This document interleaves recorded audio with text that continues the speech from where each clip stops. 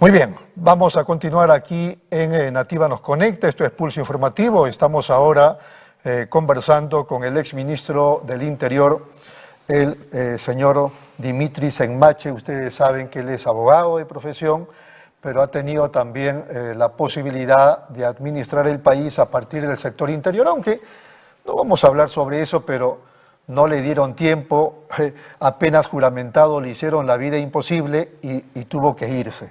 Pero vamos a aprovecharlo hoy para hablar de un asunto acuciante, la inseguridad ciudadana. Ahora resulta que tenemos dos planes, el plan Bukele y el plan Boluarte. ¿Con cuál de ellos nos quedamos para enfrentar la inseguridad? ¿Cómo está, doctor? Muy buenos días. ¿Cómo está? Buenos días y muchas gracias a todos los televidentes de Nativa. En principio hay que entender qué es seguridad ciudadana. La seguridad ciudadana está enmarcado dentro de la ley 27933, que dice que es la respuesta sistémica del Estado en las tres espacios o los tres niveles de gobierno. Es decir, es la respuesta de todo el Estado peruano, Poder Ejecutivo, Legislativo, Judicial y también gobiernos locales, provinciales y regionales. Eso es lo que no hay, eso es lo que no existe. ¿Y el CONASEC? ¿No? Por eso, el CONASEC supuestamente sería eso. Se crea, con esta ley, se crea el CONASEC, el Consejo Nacional de Seguridad Ciudadana. Pero existe. Se han reunido varias veces. Sí, pero cuando se reúnen... Me acuerdo que cuando Ollanta recién asume la jefatura del Estado, incluso él dice, voy a participar, y participa en la primera sesión. En la primera y nunca más volvió a participar. Más. Ya, el tema es que cuando... Y junto con él, ningún otro presidente que llegó después. Cuando se participan en estos espacios, lo único que hacen es, todos los poderes del Estado, todas las instituciones miran a la policía, miran al director general de la policía, miran al ministro del Interior y esperan la respuesta de ellos. ¿Y a quién debemos mirar? A todos. ¿Por qué? Porque han policializado la respuesta de la seguridad ciudadana. Ganamos mirando a todos. Ya, lo que sucede es que el problema de la inseguridad no está funcionando y no va a funcionar ningún plan si es que no entendemos que el sistema de justicia ha colapsado en nuestro país. ¿Y por qué lo digo? La policía captura a un X en plena situación de flagrancia. Normalmente en una comisaría, en un operativo, un fin de semana se capturan a 500 personas.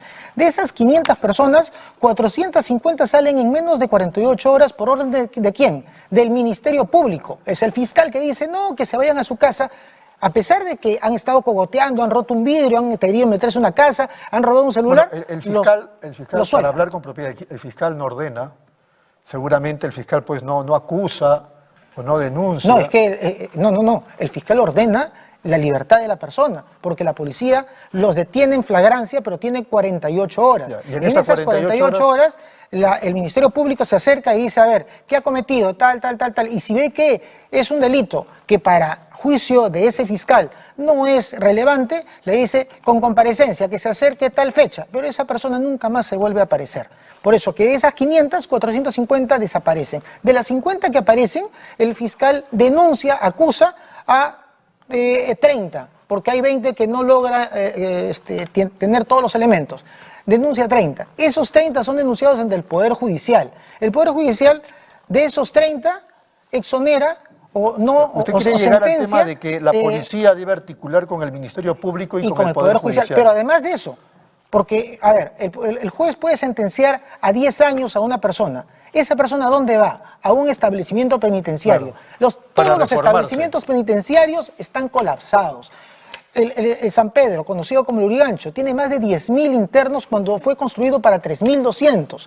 El Sarita Colonia tiene 400% de hacinamiento. Entonces es imposible. Cuando tú mandas a una persona al establecimiento penitenciario, lo único que vas a hacer es que esa persona siga delinquiendo desde el sistema, porque se sabe que desde las prisiones se desarrollan secuestros, sicariatos, se ven venta de droga, extorsiones, llamadas telefónicas para hacer extorsiones y distintos tipos penales.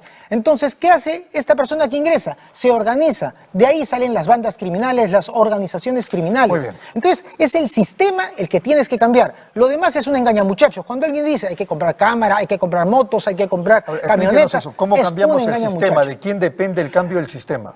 Del Estado. Y el Estado... No, pero el Estado somos todos. Por eso, el Estado está compuesto por 3 poderes que nunca se ponen de acuerdo. Tenemos al Poder Ejecutivo y al Poder Legislativo que se paran peleando. El Poder Legislativo está para hacer leyes. También tiene que fiscalizar todo eso, pero principalmente legislar. La pregunta es, ¿está legislando?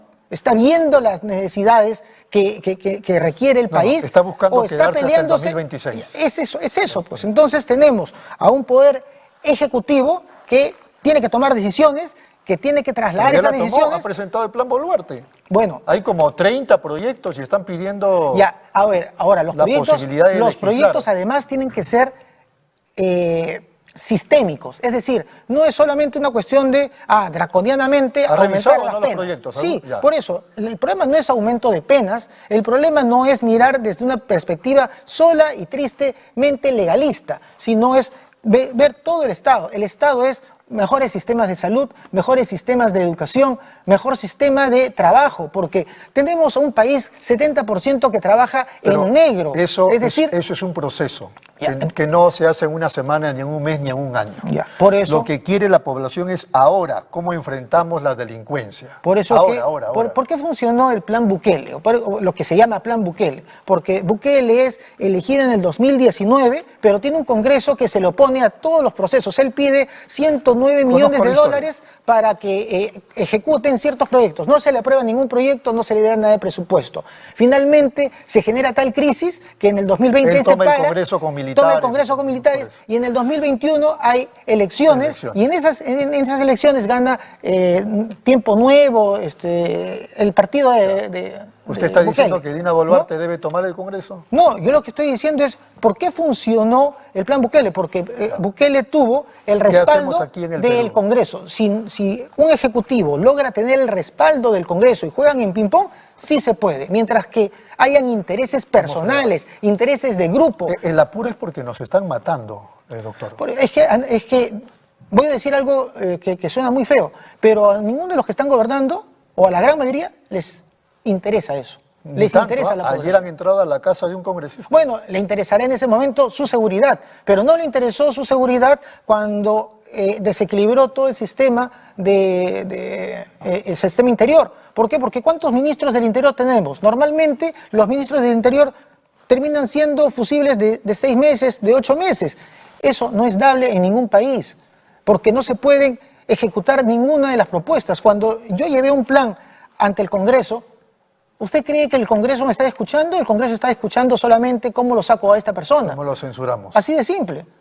A mí me censuraron por Atico y por Silva. Hace poco han matado a gente en Patás, mineros ilegales. Hace poco se escapó la novia del maldito Cris. En la cara de todo el mundo. ¿Alguien ha escuchado? Hay que pedirle cuentas al ministro. No, y tampoco con eso estoy pidiendo que lo censuren porque tiene que hacer un trabajo, pero tiene que tener el respaldo. Si el Ejecutivo no tiene el respaldo del Ejecutivo y se están peleando, tenemos un país fracasado, que por más que traigamos copiada la propuesta de Bukele, no se va a poder ejecutar. Lo que usted plantea resulta interesante, pero digo, en estos momentos, vamos a suponer que usted tiene el Ministerio del Interior. ¿Qué plantearía o qué tendría que hacerse? Ya, en principio... ¿Estado de excepción? No necesitas. ¿Convocar a la Fuerza Armada para que complementariamente ayude a la policía con su presencia? Es un error, ese es un error. A ver, en principio tenemos que saber cuáles son los delitos que generan la sensación de inseguridad permanente. ¿Sensación? ¿Usted cree que es un problema de sensación? Es que, a ver, no es lo que yo crea, yo tomo los números como tales. Me voy al INEI. ¿Tengo que creer en el Instituto Nacional de Estadística e Informática o no? Sí, pero usted entonces, no está encapsulado. Usted es un hombre de a pie. Por eso. Usted viaja fuera del país, está en Lima y conoce. ¿Cuál es el mayor número de denuncias que hay? ¿Por qué delitos? El mayor número de delitos que se denuncian son de dos tipos. Los delitos patrimoniales, es decir, el cogotazo, el robo de celular, el bujiazo, los delitos patrimoniales y los delitos de violencia, principalmente de violencia sexual a menores de edad. Esos son los dos delitos más denunciados en el país. ¿Cuáles son los dos delitos por los cuales más presos están en establecimientos penitenciarios? También, patrimoniales y sexuales. Es decir, si yo me dedico, esas dos cifras han ido creciendo año tras año. Entonces, si yo me dedico como policía, o sea, como sector interior, a atacar los mercados ilegales, porque existen la venta existe el robo de autos, porque existen mercados como la 50, Parinacochas, San Jacinto, de venta de partes de autos robadas. Existe robo de celulares porque también existen mercados ilegales. Entonces lo que tiene que hacer el Estado es atacar los mercados ilegales y atacar a aquellos que compran, porque también el que compra es parte del sistema delictivo. Es decir, uno no se siente ladrón por comprar un celular iPhone a 1.000 soles, doctor, cuando ese celular le ha costado la vida quizás a quien lo tenía. Eso que usted está diciendo también es parte de un proceso que se puede hacer. Me parece magnífica la idea. No, eso se tiene que hacer inmediatamente. O sea, a ver, existen las Malvinas. En la época del doctor Guillén hicimos un operativo contra las Malvinas. Más de 5.000 teléfonos robados. Más de 100.000 soles incautados en el acto, así en la noche. ¿Dónde estaría lo malo de un estado de excepción frente a una situación? El gran problema, ¿sabe cuál fue? Que el mercado volvió a abrir a la semana. ¿Y quién le da la autorización? ¿Quién da la autorización? ¿El Ministerio del Interior? No, es el municipio. Por eso tiene que haber un trabajo en conjunto. ¿Dónde están los fiscalizadores? Sabemos que hay hoteles donde hay prostitución, donde hay explotación sexual de menores de edad. No se sabe. ¿Qué hacen los alcaldes? Porque los alcaldes no son los que deben de fiscalizar. No solamente los alcaldes, la policía también sabe. No, por eso, pero es que la policía no le va a dar la autorización a ese local para que funcione. Ese local que funciona como chifa, pero que en realidad la policía e incluso los municipios están involucrados con estas mafias. Por eso todo eso hay que enfrentarlo, pero Pero es un proceso. O sea, no es de un día para otro. Incluso lo que acaba de mencionar. No hay nada en el mundo, ni siquiera si usted se enferma, que con algo... ¿Cuál sería el problema con un estado de excepción? Creo que está en la Constitución, está considerado. No, todo está considerado. Por eso, ¿dónde estaría lo malo? El problema no es dónde estaría lo malo, el problema es que no es necesario. Y no es necesario por una sencilla razón. Si usted saca a los militares están entrenados para la guerra. A un militar no se le entrena para enfrentar la inseguridad, se entiende, le entrena por lo menos para la eso guerra. Entendido que los militares salen a complementar el trabajo de la policía, pero haciendo presencia, no actuando. Bueno, ha visto lo que pasó en diciembre del año pasado. Lamentable. Lamentable. ¿Y eso es por qué? Porque se sacan a personas a enfrentar a poblaciones cuando no son capaces. Pero allí hubo una orden. ¿O usted cree que fueron hechos aislados? No fue un hecho aislado. Pero la orden se da desde el momento en que se le da la competencia a las Fuerzas Armadas a salir a interactuar con la población. Las Fuerzas Armadas no están en esa capacidad. A ellos se les entrena para la guerra, para enfrentar a terroristas, para enfrentar a narcotraficantes, para enfrentar a personas de otros países que quieran invadir nuestras fronteras. A eso se le entrena. Entonces, no podemos darles el trabajo de seguridad a quienes no están entrenados para ello. Y necesitamos mejorar también la calidad del ingreso del personal policial, porque hemos visto que hay personas, policías, que se terminan vendiendo, que terminan siendo parte de la delincuencia. Y eso se tiene que atacar desde el momento del proceso de ingreso. Cuidado con esa lógica. Proceso de ingreso. Como no me pagan bien, entonces tengo licencia para... No, en ningún momento he dicho que sobre el pago.